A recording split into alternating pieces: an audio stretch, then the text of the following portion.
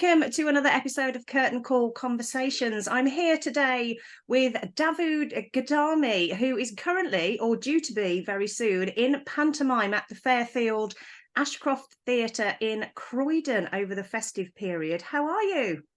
Very well, Em. How are you? Good, I'm very well, thank you. So this is Good. your first pantomime. No. How do you find it? Do you love it? Well, this is actually my second panto, so I'm kind of still riding high off the experience of my very first panto, which is, I mean, it's really hard to. I was still sporting the beard. See, I never had a beard before I did panto, before I played Bonanza last year, and it stayed with me. So it stayed with me in so many different ways. Yeah. I absolutely adored it. That was over at the Waterside Theatre in Aylesbury last year. And it really wasn't an art form or, you know, a theatre form that I knew much about. I wasn't brought up watching being taken to panto at Christmas time. I didn't know much about it. It always felt like something that wasn't, I don't know, it wasn't in my world growing up. And it literally wasn't until after I did Strictly with Brian Connolly. And he said to me, I'm doing my panto over in Milton Keynes. Come along and see it. Bring the kids. So I said, okay, bring the kids along. And I absolutely adored it. Him and Got Quiet. And it was just the most fantastic experience for everybody. And I could see people of all ages just, and it ticked the box for everyone. You know, there the innuendo, on top of the kind of the magic and sparkle and the glitz, all that stuff happening at the same time. Managed to juggle that in such a brilliant way, and Brian was fantastic anyway. Just made me view this to me relatively new art form, which I wish I'd have had earlier in my life. And from then I just felt like I really wanted to do one myself. So that's what happened last year. And you're playing the baddie. How's that? I mean, it must be just a joy of a role. Absolutely is. And he's the worst baddie of all, I swear. This guy, Abanaz, is just a fantastic character to play. You know, I haven't in my career had much of a chance to play the bad guy. I've always been cast as the kind of the kind-hearted, you know, always does, you know, he always kind of, he trips over in a lot of ways, but his heart's in the right place. He's not an evil character. I've never really played that. So having that, everyone wants to play the bad guy, right? Everybody at some point. And not only do you, in panto, you get to play the bad guy, you get to play it, and it's so heightened as well. So it's just that much more fun to play and that much more interesting, and you can really push it. You know, you can really go all the way to the other side. And that's what I mean about what panto is about, and the actual, I mean, how you have to work in that kind of the creative spectrum as an actor. Panto is something that's a really specific skill set, actually. And there's so much that I had to learn last year, so much. And to be able to still do that, you know, and learn along the way. And, you know, I'm 40, you're still learning along the way, and you're still kind of, there's still stuff out there, and there's still stuff you want to do. So to be able to do it again, and I want to push that evil kind of level even further this year, actually. I think I felt like last year I was enjoying myself. This year, I really want to take it to another level and make him the most evil baddie out there. So watch this. Amazing. Oh, well, the audiences are in for a treat then in Croydon. I mean, he's such a, as you say, baddies are so great to play. And I mean, I think if you end your curtain call with the loudest boos, I think you've done your job.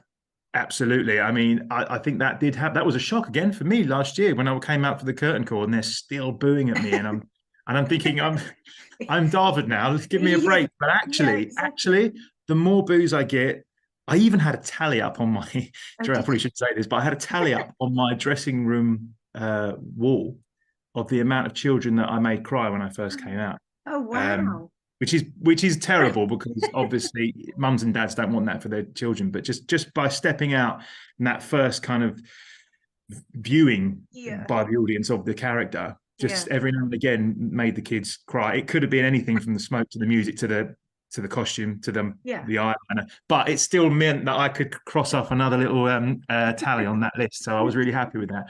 That's his job. That's what he's there to do, you know. Exactly that. And do you have any musical numbers? Are you a singer as well as everything? Do you know, I'm not. I wouldn't class myself as a singer, and the reason why, I mean, you know, I think I can hold a tune, and I think that. I'm not saying, you know, this is you should be allowed, but you get away with it being the evil character. I mean, it doesn't matter what I do and how I sound. I don't care. I'm going to do it anyway. So Yeah. that's kind of the character, and that's what I'm going to kind of embody. But it's only when you're surrounded by such incredibly talented people, and that's again what I noticed last year in the cast when I did Aladdin last year, that they were just so talented, so such amazing performers in so many ways. Yeah. Triple threats everywhere. Do you know what I mean? Singing, dancing, acting their socks off, and being incredible. Yeah. It made me realize just how professional in their craft these people are that I'm sharing a stage with. Yeah. And if I'm honest, that was quite intimidating for me. Mm. Being in that environment. But all you can do is try and learn from them, and be the best you can. And that's exactly what it was like. It was such a lovely group of people. Just another reason why I want to do it again. Just to have that again leading up to Christmas. And it is that thing. It's like when people watch Strictly on the telly. It's the start of the build up to the festive season. I think people. It's very culturally specific to where we are. It's one of very few things that kind of shapes our identity in this country. And I think it's one of those things that's really important for the younger generation to come and see Panto, because it's a gateway experience to go to their local theatre, which they maybe wouldn't have done if they hadn't gone to see Panto every year. So on a different level, yes, it's great for me, but I also see what it can do for the younger generations, and getting bums on seats, getting them to go to the theatre, feeling comfortable in that environment, and hopefully continuing to see a whole range of things throughout their lives. Yeah, that's definitely true. I mean, it might be their one and only visit to the theatre for the whole year, so it needs to be something memorable for them. And I think pantomime is such a wonderful art form. I love it. I go to see as many as possible because I just think it's brilliant. It's such a family, it's great because it's a family show, and you can take all the family with you. It's not restrictive in any way.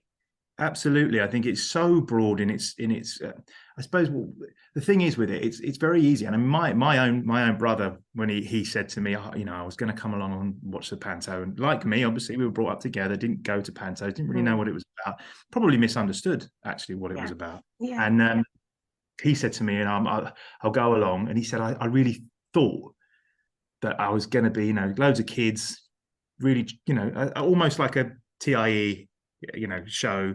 But at the end, I saw him dancing in the aisles along with everyone else, and absolutely loved it. And I think that's the same for everyone aged 3 all the way up to 80. And that's one thing that I would say is the real lure to go and see it again. I mean, my daughter, who's now 11, she's going to see 3 Pantos now this year. So having gone from seeing none, now I'm saying to her, like you, go and see as many as you can, as often as you can. There's because there is nothing like it. No, there isn't. Absolutely true. I mean, you must be in rehearsals by now, are you? No, do you know what? Croydon, where I'm at, it's one of the later shows that goes up. So we don't actually start till the 16th of December. We go until the 7th of January. So it goes into January a little bit, but for a Panto, it's a very short run. Yeah. But I know Aylesbury have started now, because my good friend James Bye is in that one. So I'm kind of living vicariously through him, speaking to him every day, asking how his rehearsals are going. But mine don't start quite yet. But so we start a little bit later. But I'm really looking forward to getting in that rehearsal and getting stuck in again, and also revisiting that character, because that's one of the interesting things. I feel like hopefully I can build on a little bit of what we did last year with Abanazar, and even when I went back for the launch day at Croydon a month or so ago, and I put the same costume I had last year back on, and it was like an old friend. It's a really strange thing. I'm back, and it felt like it fitted just perfectly, and despite the extra weight, but it did feel honestly just like it was kind of like I was home for Christmas. It's a really strange feeling, but I'm desperate to kind of get back in there and try some new things with the character. Try some. Obviously, it'll be a new space for me. It'll be a new group of people. It'll be a new director, and it's. I have the safety of knowing that I can recall what we did last year, and I had that, but also just the excitement of exploring what's coming up for the people of Croydon and beyond. Yeah. Sure. I mean, you mentioned your very good friend there who's in Panto already. I mean, will you get a chance to go and see him in that? Yes, I will. Oh, so it's worked out really well, because their opening show is pretty much the day before I have to go down to Croydon. So no pressure to James, but and Andy and a few of the other guys who I know in the show, they're going to be going up on the 1st of December. Yeah. And that's when I shall go and see them. So having a vague memory of that first show last year, you know, it's a heck of a roller coaster. And by that Yeah, I point, can I mean, you're imagine. lucky if you know, they have 8 days of rehearsals, maybe, if you're Right, lucky, wow. 8 or 9 days. And to see that first show is something extraordinary, because there are aspects that are going to change. And, you know, Mm. as with all theatre in the live events, you're going to see a different version, but Yeah, yeah, of it's course. the more support they can get from that audience, the better. And people love it. People love it. There's trips and there's fails, and that just makes it all the more interesting. And it's James's first panto as well, in the same way as it Oh, was last year. So you're okay. Have kind of you talked going him through into it. it? I did. He come to see me last year, Yeah. and he lives really close to Aylesbury. So, Okay. and he just knew how much fun I was having. Like, Yeah. you know, I tell him often. He has a very young family, younger than my kids. So I said, you know, this is the perfect venue for you. You Yeah. know, you're 5 minutes down the road. Why not? And it's a most amazing experience. And back when I was on EastEnders, I used to get, you know, people like Adam Woodjatt and Steve McFadden just saying it's Mm. just a brilliant way of having a bit of fun over Christmas, you Yeah. know, and really trying a different kind of side to what they're used to doing for most of the year. You know, working in front of a camera and working in front of a live audience is obviously very, very different, Mm. but both very fulfilling in their own way. So if you can get a little bit of both, then why wouldn't you? And James is in that position now, still being in the show, where he can do that. So I'm so excited about going to see him Yeah. on the Oh, that'd 1st of be December. amazing. I mean, talking about Steve McFadden, I saw him in Mm, Birmingham. I mean, he plays a yeah. very good baddie, but you know, Oh, he's he's good, you know, fantastic. he's just generally a baddie, isn't he? Yeah, he's a Normally. very lovely man Yeah. for someone who plays a baddie so well. Yeah. Yeah, it's you know, hearing that from all these guys, and like I say, it not being part of my world growing up, it was Mhm. always a little bit like, I'm not sure if that's something I want to do. Yeah. And I never did it whilst I was on EastEnders. I had opportunities and I never did it. And wasn't Okay. until later, like I say, having seen Brian Connolly's and seeing how much fun he had and just seeing what he did to the audience, I wanted to be part of that. And I think you hit the nail on the head when you asked about playing the bad guy. It's something I've always wanted to do. Yeah. Being able to heighten it in the way you can in pantos, Yeah. yeah, it really is fulfilling. It's a treat of a role, I would think. I mean, we Mm, can't not talk about EastEnders, of course, because, you know, I would imagine that most of the viewers here will know you as Cush. I mean, mm. what's that like going on to a show like that? Incredible. Yeah.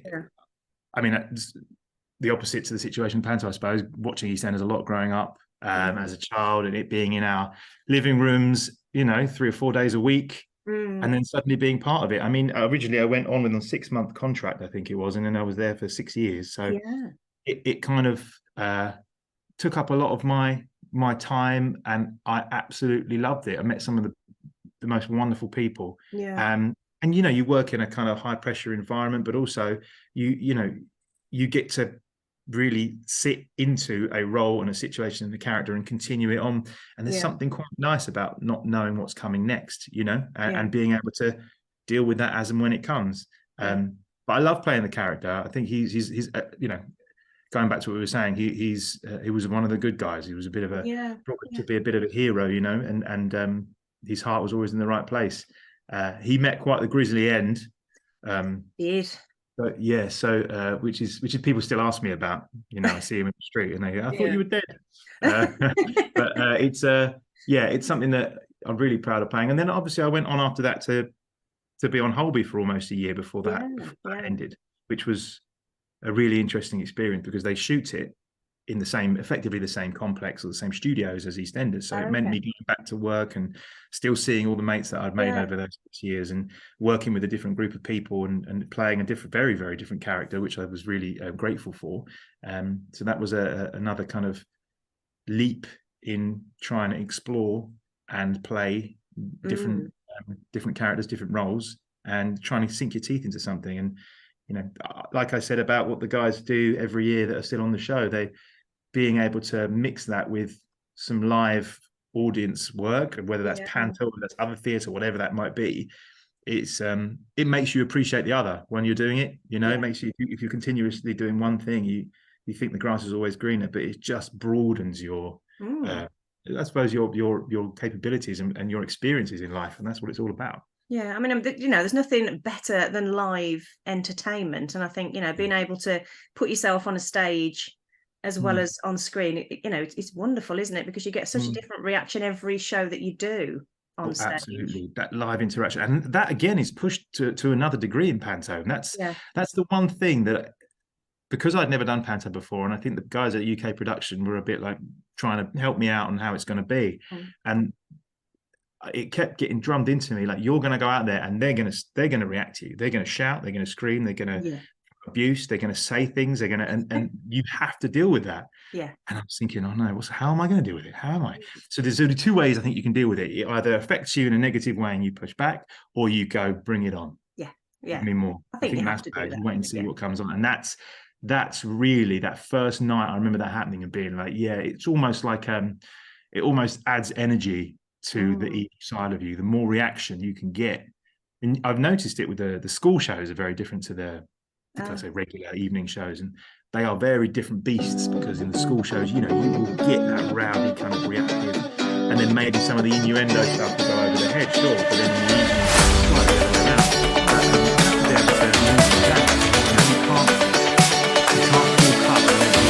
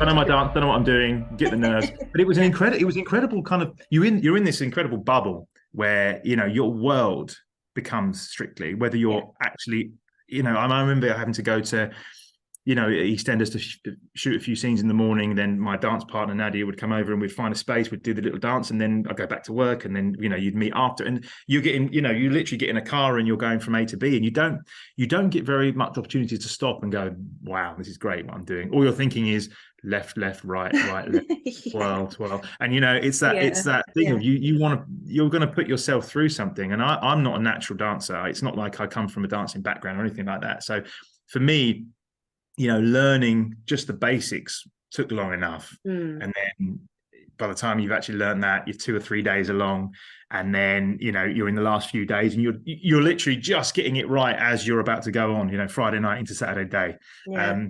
But what an experience. It certainly doesn't compare to very much else I've ever done or could ever do. I was very lucky in the year I went in, because I was with such brilliant people, and it is like a little family. I know they say it every year, and a few people roll their eyes, but you need that. At times when you're pushed and pressurized, and it is a lot of pressure, You need people around you can fall back on, and people that are in the same situation as you, that can sympathize, that can help you out. And and it's just, learning all that stuff, and you learn so much in a week, right? You learn, say you're doing a Latin dance, and you learn and you learn, and it's in your head when you sleep. You wake up thinking about it. It's everything you do. And then if you're lucky enough to get through to the next week, it's like, forget everything you just learned. We're going to go and do a dance now. Forget everything. So you don't move that, you don't move that, you don't move this. Now we're doing this, this, and this, and this. So it's about being able to, I suppose, forget quickly as well as learn quickly, which I think it's easy to think that that's easy, but it's really not simple, because you drum it so much into your head that it's kind of part of your physicality. But yeah, it's been a few years now. That was 2017. People often say, "Are you still dancing?" And it's hard, because unless there's Nadia there, tell me literally what to do. It's feel free. And but I watch it every year. See, I didn't watch it for a few years after, because it just. Oh, did you not? No, I couldn't watch it. It's a really strange thing. Seeing your partner, your dance partner, with someone else, you'd be like, hold on a minute. So I was your dance partner. That's only a small part of it, but it's the whole kind of run of it, and that just, like I say, hearing the music start. Can you imagine? I mean, what's it like stood there? I often think, the Sunday show, which we all know is recorded on the Saturday. What's it like stood under those lights waiting for your name? Because I always think, oh God, they look petrified. It's funny, isn't it? Because I often didn't look back, because I felt like if I look back at my previous dances, I'm going to hung up on that. I need to go forward. I need to always looking forward. And it wasn't until like 2 years later, I actually did look back at a couple of the dances, and I looked at my face, and a lot of it I could see. I was like, I am clenching my jaw. I'm nervous. I'm thinking what's going on. And it's it's a semi out of body experience actually at times. I think the worst bit is when you're stood under the light, or if it's going to go red or white. And it doesn't matter if you've had a good week, bad week, whatever you think it is. The fear is just that, that kind of like the heartbeat rhythm, the bass doing in the background, and you're so in it and you're so invested. It's a TV show, and it goes every year, and it's for the audience and it's for entertainment. But you are, trust me, these guys are working really hard. They put their bodies and their kind of emotions through quite a lot, especially as it gets to this point now. We've just had Blackpool, I think, haven't we? That was last week. But it gets a bit serious now, because the kind of I've got through the first bit or whatever, and you don't want to go out week one. Someone has to go out week one or week two technically, but once you get past that point, you feel a bit free, and then you think, actually, I've got this far, I might as well keep trying, keep working at it.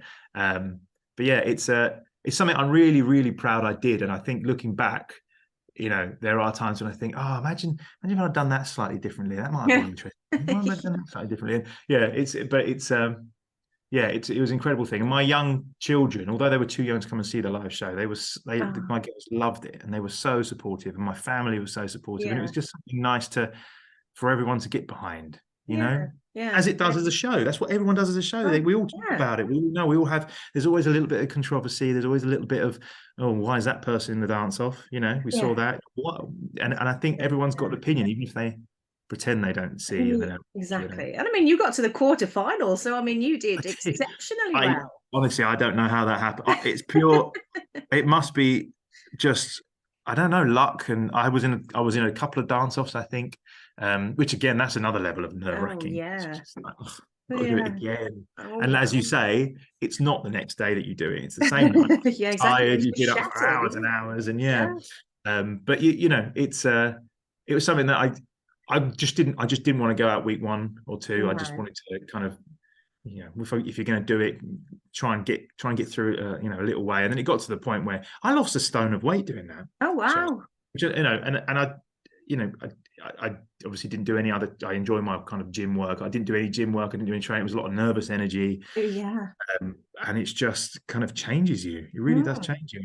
It tests you. But I do think this the closest thing I could compare it to, funnily enough, bringing it full circle, is actually the Panto experience, because it is about, it's the same time of year. It's about the festivities, really. It's about a kind of getting everything right, making sure that you rehearse well, that the show goes on, that you're a small part of something really big, and it happens over a very short period of time. It's quite intense. And I think that kind of experience at that time of year, it did really kind of throw me back a little bit to that world. So yeah, it's a place I quite enjoy being, put it that way. Yeah, I mean, well, it's the biggest show on telly, isn't it? Let's be honest, and It it's is. just so joyous. I absolutely love it. So then Yeah. you're in. Well, you were in Casual. Are you still in Casualty? No, well, what happens Oh, with what's great about Casualty? I've been in Casualty a few times as different characters. But what's great yeah, about Casualty is because it's technically the same hospital as Holby. It's Holby yeah, Hospital. So yeah, sometimes the character I played in Holby can cross over yeah, every now and again and get involved in that. And to, yeah, to go from playing Kush, who was kind of bit of a Jack the Lad market stall holder yeah. working in Walford, to go to a cardiovascular surgeon, and actually having to do some of that and researching what it's like Ah, to be in that environment. yeah. God, it is fascinating, absolutely fascinating. I was I imagine, yeah. unfortunately I couldn't go when new characters join Holby, especially if they're in the surgery team and they're going to be in theatre. They go and watch live Oh, wow. surgery taking place, but because of COVID, I couldn't do it. So I had to see Oh, a few videos here and there. But it's incredible when yeah. you're watching. They're just literally sawing someone's chest open, and Yeah.